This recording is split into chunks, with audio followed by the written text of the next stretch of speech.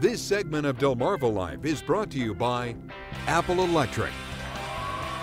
Well, it's a moment many of us have found ourselves in. A storm makes its way onto Delmarva, and then suddenly the power goes out. It goes dark, and many of us know the outage can last for a few hours or maybe even a few days. Well, one way to keep some or maybe even all of your power going, a generator.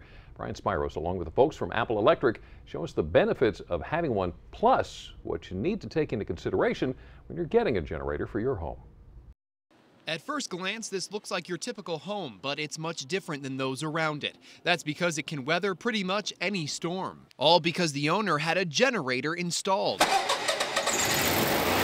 It's just a backup electrical system to provide power to your house.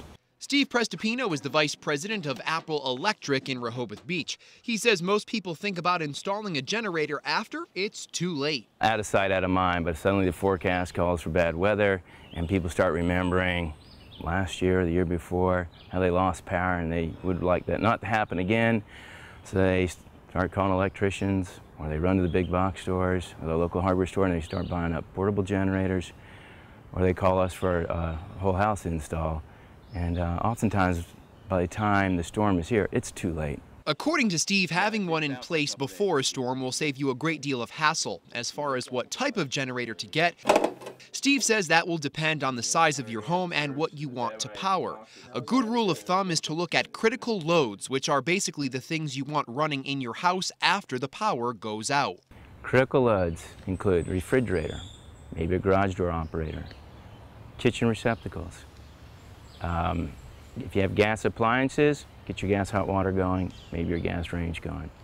Whatever your microwave circuit's plugged into, would be a great one to have. A lighting circuit.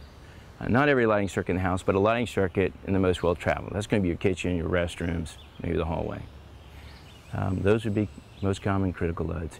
If there's a health issue in your family, for instance, oxygen tanks, you need power for that, that's definitely the critical load. Once it's all hooked up, here's how a generator will work. Say you're sitting there during bad weather and suddenly the lights go out. Within a few seconds, the generator will recognize there's been a loss of power. And just like that, it powers up and your electricity comes back. Steve recommends having an automatic transfer switch installed.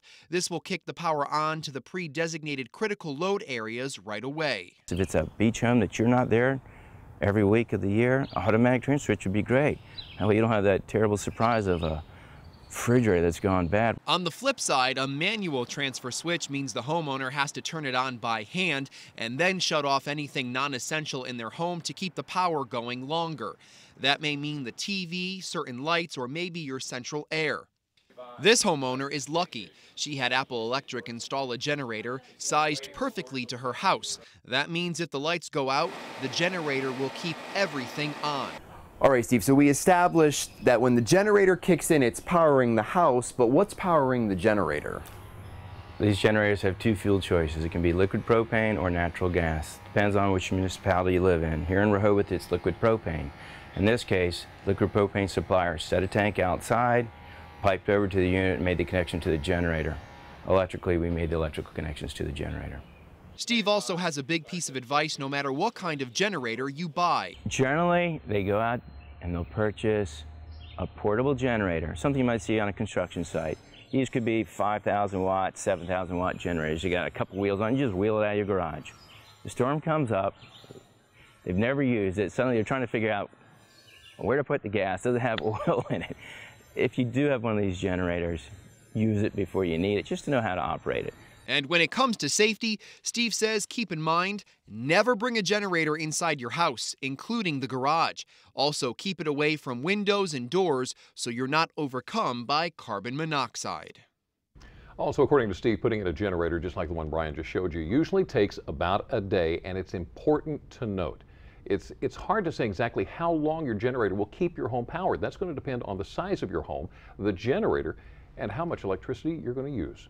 If you'd like more information on generators or have someone from Apple Electric come to your home and help you figure it out, what type of generator is going to best fit your needs, all you have to do is go to DelmarvaLife.com, click on the show tab. By the way, that is now on the left side of our homepage.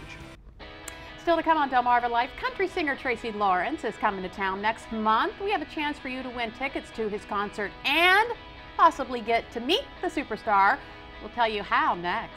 First, let's take a look at what's coming up in the news on the First at 5 on Fox 21 and a little later on, WBOC News at 6.